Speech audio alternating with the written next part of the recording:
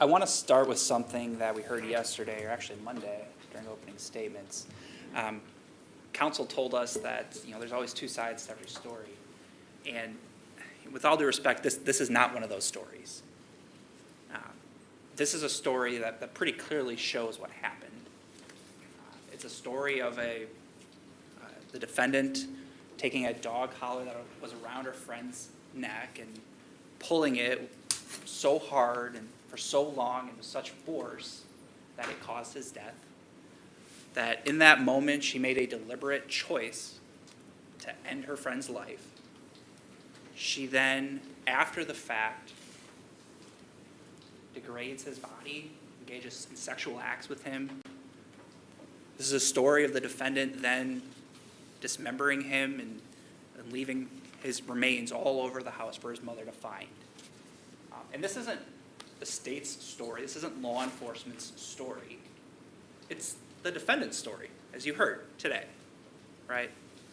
So as we go through this, it's easy to sit here and say, yes, the defendant confessed, and it's true. She confessed to every single element that you will see that the state needs to prove. But we didn't just stop there, right? We could have been done with this case on Monday, played her interview and called it a day. But you should expect more, right? We have the burden of proof, and obviously we called a number of witnesses to establish what this story shows. So I want to walk through that story. And I know there's a lot of law that was just read to you, but I'm a visual learner, so I like to see kind of what we're looking at here. So as I go through these three offenses, there's really, as you'll see, 6 things the state needs to prove beyond a reasonable doubt. Not every fact that was testified to, not what time somebody got to Scott Holmes' house at the end of the night. The 6 elements are what the state needs to prove to you beyond a reasonable doubt, okay? So first, count 1, first-degree intentional homicide. First, that the defendant caused the death of Shad, and that she, second, acted with intent to kill him, okay? And again, as I already mentioned, as we go through these elements, you heard earlier this morning that the defendant is acknowledging every element that we hear, okay? Independent of the information you heard today, with the investigation you heard, the DNA, the other information, Dr. Tranquita's testimony, I would argue would prove all these elements as well. But you have on top of that the defendant's admissions to all these elements.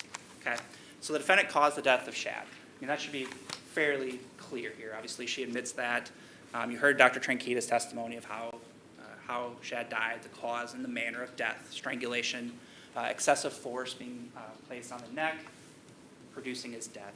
That was the sole cause of death that we heard. So let's talk about intent, right? Because that admittedly sometimes is a tricky topic, right? We can never know anyone's intent truly, and as you're told, you're not going into the mind of somebody, right? Kind of looking at all the facts and circumstances that you see. In this case, you have the benefit of the defendant opening up her mind to you and telling you what her intent was here. But you also have other signs, right? So what does intent mean? That somebody had the mental purpose to do something, right? Some volition. Or that they're aware that what they're doing is practically certain to cause that result, right? And you heard both, really, from the defendant. So I want to walk through that because there's a lot of points in that interview where the defendant is telling you exactly what her intent was in this case, right?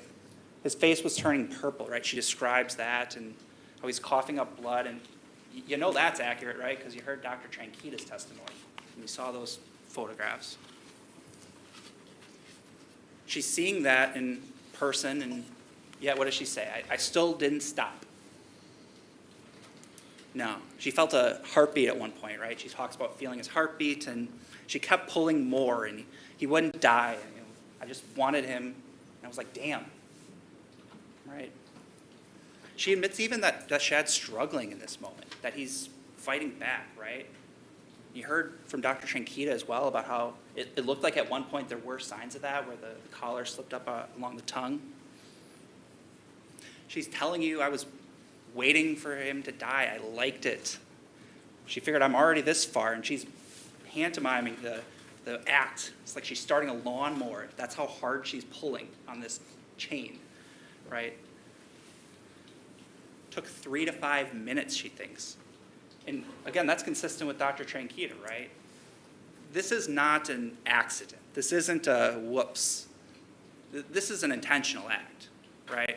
We don't need to prove that she went to that house with this intent, right? We talked about that in voir dire, and we kind of talked through that concept of how, as you're instructed, intent can be formed in the instant before an act, the instant before the pull of a trigger, the instant in this case before Ms. Business decides, I'm going to go further and pull on this chain so hard that it causes the result that we saw in chat, right? So we have the mental purpose, right, from the defendant's own mouth, and that's consistent with everything else we're seeing in the case. But you also have Detective Kempf asking her, you know, I mean, in that moment, did you kind of realize if you kept pulling on that chain that he would die? She's like, probably, yeah. Yeah, she was aware of that, right? So that goes to this kind of the second either-or part of intent, right? Was aware that her conduct was practically certain to cause that result, and it's probably obvious as you sit here of what's going to happen when you're pulling a metal chain like that hard for that long, seeing the result of what's happening to another person, that is going to be the result, right? So you're told you can't look into a person's mind. The defendant told you exactly what her intent was in this case. But as I mentioned, you also have other indicators, right? You have Dr. Tranquita's testimony describing the amount of force that would need to have been done to cause the injuries that he's observing, right? Down to the inner neck muscles, and he was talking about how strong and thick those neck muscles are, and there was hemorrhaging that deep. That's how hard and how long and how much injury the defendant was causing, right? This isn't an accident. If it's an accident, you're not going forward. You're not seeing this result and keep pulling. You're calling for help. You're stopping. You're certainly not after the fact, after you finally finish, then cutting up his body, right? You have all the evidence in this case points to intent, right? You have her acts after the fact, like I said. You know, if this was an accident, something happens, right? You call for help, and you have the exact opposite. You have the defendant cutting him up and cleaning up, getting rid of the remains, pouring it down the shower. We heard a lot of testimony about that. Kind of wiping up with the Clorox wipes, which the defendant is acknowledging as well. So you have the defendant's statement in the case, and it lines up with everything else in the case, right? Even little facts that she's remembering and telling you about, right? The timeline of the February 21st night, right? We heard from A.J. Gannon. You heard the stipulated testimony from Mr. Tomes. You heard from Mike Therian. It's all consistent. Yeah, they were coming and going. You then heard from Steve Hendricks about, yep, they got back sometime in the early morning and I let them in. Defendant's telling you that same thing. Steve is talking about how at one point during the day on the 22nd, she comes up and asks for her eyeglasses, and we heard the defendant talk about that as well. We heard Detective Graff testify about that. So everything she's saying is consistent with what we're objectively seeing, what law enforcement is finding. And in some respects, the defendant's leading the investigation, right? Because when they get there, when law enforcement gets there, we saw Officer Wanish's body cam. We heard from Detective Scanlon and even Dr. Tranquita about how it was really hard to determine what exactly happened when they first got there. And all that information is being provided by the defendant. Okay? So it's an intentional act. She had the mental purpose. We heard about that. It's not, as I talked about, it can be formed at any time before the act, right? It doesn't need to be premeditated. That's not the law in this state. And it's really important, too, to not confuse this with motive, right? We heard evidence about motive, right, and her interest in Jeffrey Dahmer and all that entails. But intent doesn't mean motive. This is what intent means, and we proved intent. Right? She caused his death, and she acted intentionally, and she told you as much. So those are the two elements. Those are the two things the state needs to prove beyond a reasonable doubt. Count two, mutilating a corpse. So again, there's two elements for this crime. First, the defendant dismembered a corpse. Second, did so with the intent to conceal a crime. So the first element, I think, is pretty clear, right? And we heard extensive testimony from many people, and we saw Dr. Tranquita's diagrams, and obviously I can't imagine this element is going to be in dispute, right?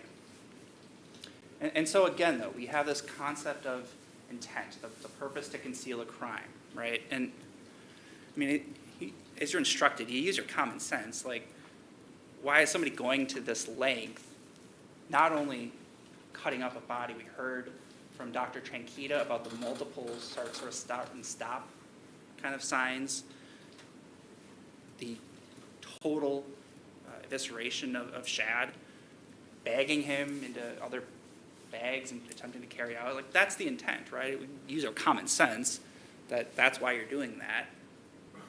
But again, she was asked about this, the defendant.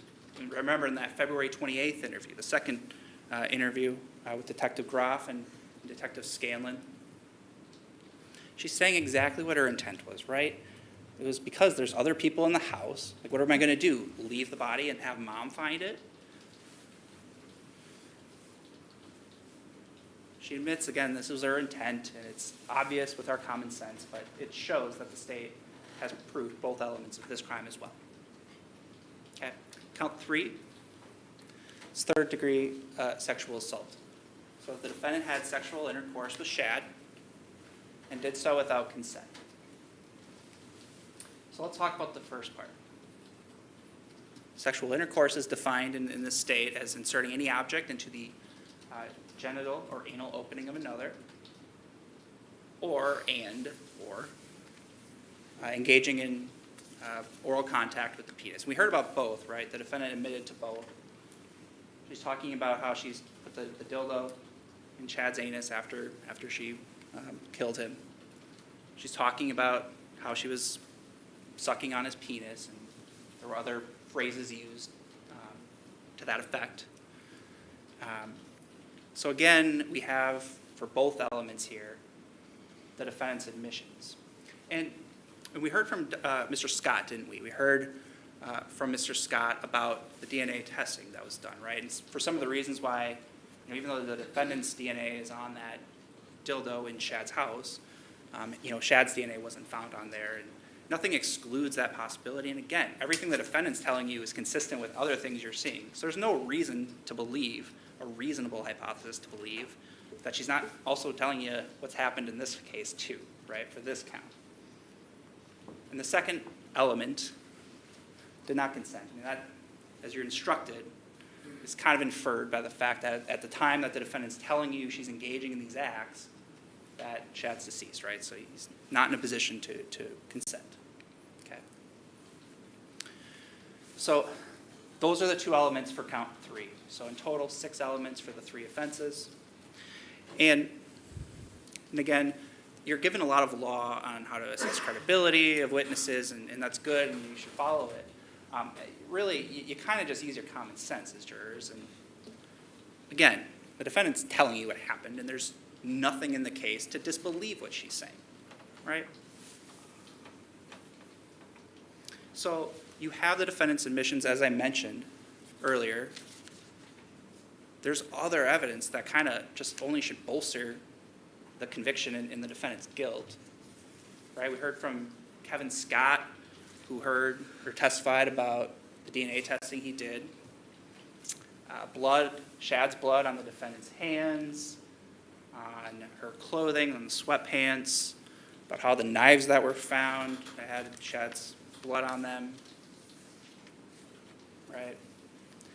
Even absent her confession, I mean, there's ample evidence here to convict on all 3 counts.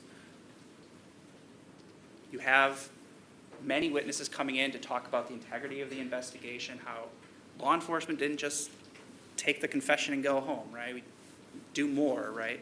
Send things in for DNA. We speak with other witnesses. We corroborate the defendant's timeline of things. You heard all that. And that's really important, right? We have the burden of proof, and we talked about that, and we embrace that burden of proof. You should hold us to that standard as the state to prove something beyond a reasonable doubt. And that's why we call people from Madison to come up to talk for 5 minutes about, yeah, I received this piece of evidence, and it was fine. and I returned that piece of evidence, and it was fine, right? Because it's important. We want to show that law enforcement did a thorough investigation in this case, and they did, because we have the burden of proof. You're instructed on what the burden of proof is and what it's not, right? It's a reasonable doubt, a reasonable hypothesis consistent with guilt, consistent with innocence. You should find the defendant not guilty. But you're not searching for doubt. You're ultimately searching for the truth. So even if it's a heavy burden, it doesn't mean the decision is difficult in cases. You are instructed not to search for doubt. You're to search for the truth. And there's not a reasonable hypothesis in this case consistent with the defendant's innocence. There just isn't, right? There's one truth in this case. There's one side of the story, and it happens to be the defendant's story as well, but it's consistent with everyone else's story.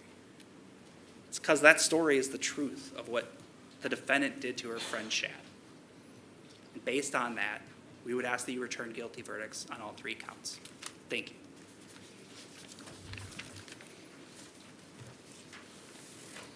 Mr. Furlick, are you ready to make your closing argument?